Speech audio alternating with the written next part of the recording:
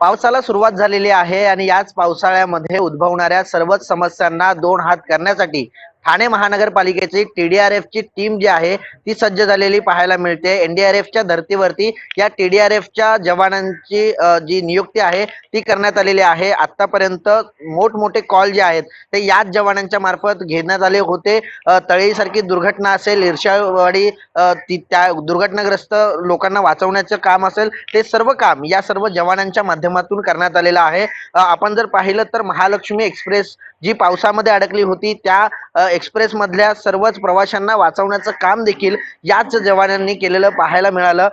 एकंदरीतच सर्वच यंत्रसामुग्रीसह सज्ज असं हे टीडीआरएफचं जवानांचं संपूर्ण संघ जो आहे तो आता सज्ज झालेला पाहायला मिळतोय। आपल्यासोबत या टीडीआरएफचे सिनियर जवान सचिनची डुबे आहेत। सर, कशा प्रकारे एनडीआरएफच्या धर्तीवरती टीडीआरएफची निर्मिती करण्यात आलेली आहे, कशा प्रकारे या पावसामध्ये येणाऱ्या आपत्तींमध्ये आपण सज्ज असणार आहात? नक्कीच 18 जून 2018 साली आपली ठाणे आपत्ती प्रतिसाद दल टीडीआरएफची दल स्थापन करण्यात आलं। माननीय आयुक्त साहेबांच्या आदेशान्वये तसेच आपले लाडके मुख्यमंत्री माननीय एकनाथजी शिंदे साहेबांच्या आदेशान्वये आपल्या ठाणे आपत्ती प्रतिसाद दलाची स्थापना झाली। त्यानंतर 2018 ला स्थापना झाल्यानंतर 19 ला जी महालक्ष्मी एक्सप्रेस अडकली होती बदलापूर वांगणी या ठिकाणी, तर त्या ठिकाणी 900 950 पॅसेंजर त्या ट्रेनमध्ये अडकले होते। तर त्या सर्वात आधी एनडीआरएफच्या आधी पोहोचून आपण त्या नागरिकांना, त्या जे प्रवासी अडकले होते त्यांना आपण त्या ठिकाणी यशस्वीपणे रेस्क्यू केलं। तर असेच 2019 पासून ते आता 24 चालू आहे। त्याच्यामध्ये लँडस्लाईड, फ्लड रेस्क्यू असेल, त्याच्यानंतर बिल्डिंग कॉलेज असेल, असे अनेक कॉल आपल्या टीडीआरएफ टीमने यशस्वीरित्या पूर्ण केले। असाच एक खूप मोठा अनुभव घेऊन आपण येणारा जो पावसाळा आहे त्याला आपण सामोरे जाणार आहोत। आणि या अनुभवाच्या जोरावरती कोणतीही आपत्ती ठाणे शहरातच नव्हे तर ठाणे शहराच्या बाहेर जरी उद्भवली तरी त्या आपत्तीशी दोन हात करण्याची पूर्ण तयारी आपल्या ठाणे आपत्ती प्रतिसाद दल टीडीआरएफने पूर्ण केलेली आहे। आपल्याकडे जी साधन सामुग्री आहे ती पूर्ण सज्ज आपण ठेवलेली आहे। तसे आपले जवानही पूर्ण सज्ज ठेवलेले आहेत आपण। एकंदरीतच लँडस्लायडिंग असेल किंवा पूर परिस्थिती असेल किंवा इमारत कोसळणे असेल, या वेगवेगळ्या घटना आहेत। या वेगवेगळ्या घटनांसाठी किंवा काही लोक बुडतात पाण्यामध्ये, या सगळ्या घटनांसाठी कोणकोणते यंत्रसामुग्री आपल्याकडे आता उपलब्ध आहे? नक्कीच बिल्डिंग कोलॅप्स जर झाली असेल तर बिल्डिंग कोलॅप्स झाल्यानंतर आपल्याकडे कॉन्क्रीट कटर असेल, त्याच्यानंतर पॉवर हॅमर असेल, त्याच्यानंतर लिफ्टिंग बॅग असेल। जर कोणी स्लॅबच्या खाली अडकला असेल तर त्याला एक स्पेस निर्माण करून आपण त्यांना काढतो किंवा एक मॅनहोल तयार करून, तर ते मॅनहोल तयार करण्यासाठी आपल्याकडे कॉन्क्रीट कटर असेल, त्याच्यानंतर स्पेडर विथ कटर असेल, अशी अत्याधुनिक साधन सामुग्री जशी एनडीआरएफ कडे आहे तशीच आपल्याकडे बिल्डिंग कोलॅप्ससाठी आपण ठेवलेली आहे। त्यानंतर फ्लड रेस्क्यूसाठी आपल्याकडे अंडर वॉटर टेलिस्कोपिक कॅमेरा आहे। जसे की आता सर्वांना माहितीच असेल की अकोले या ठिकाणी 3 एनडीआरएफचे जवान बुडाले होते आणि 3 स्थानिक नागरिक होते। तर त्यांना आपण टीडीआरएफच्या टीमने ठाण्यावरून जाऊन आपण त्यांना त्या ठिकाणी यशस्वीरित्या नदीपात्रातून रेस्क्यू केलेले आहे। त्यानंतर लँडस्लाईड असेल, तळई या ठिकाणी लँडस्लाईड झाली, त्यानंतर इर्षाळवाडी या ठिकाणी लँडस्लाईड झाली।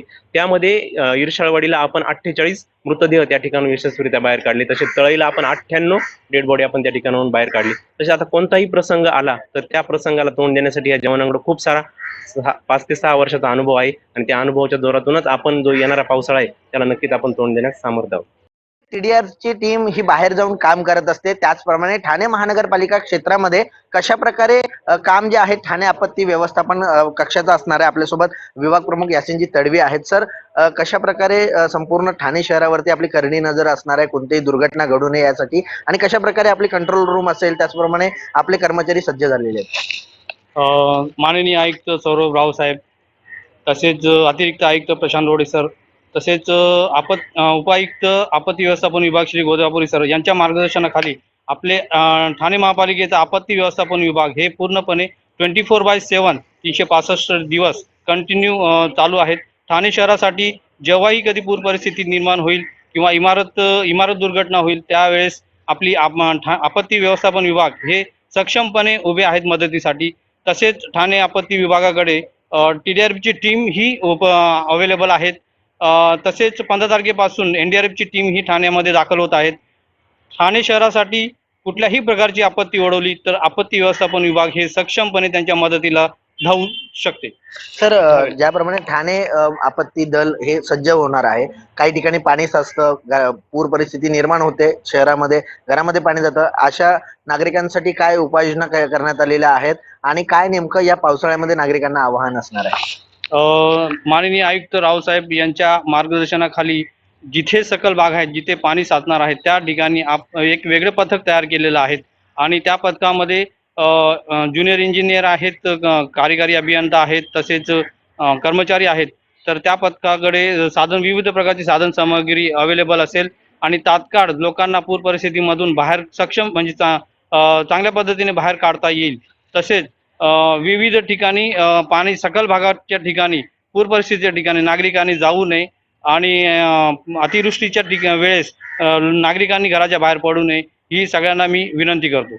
नक्कीच एकंदरीत पाहायचं झालं तर TDRF असेल आणि RDMC असेल, हे दोन्ही पथक जे आहेत ते ठाणेकरांच्या आणि महाराष्ट्रातील जनतेच्या म्हणजे पूरपरिस्थिती ज्या ठिकाणी येईल त्यांची सेवा करण्यासाठी आणि त्यांच्या संकटामध्ये दोन हात करण्यासाठी सज्ज झालेली पाहायला मिळते. कुणाल भोईटे, जय महाराष्ट्र न्यूज, ठाणे.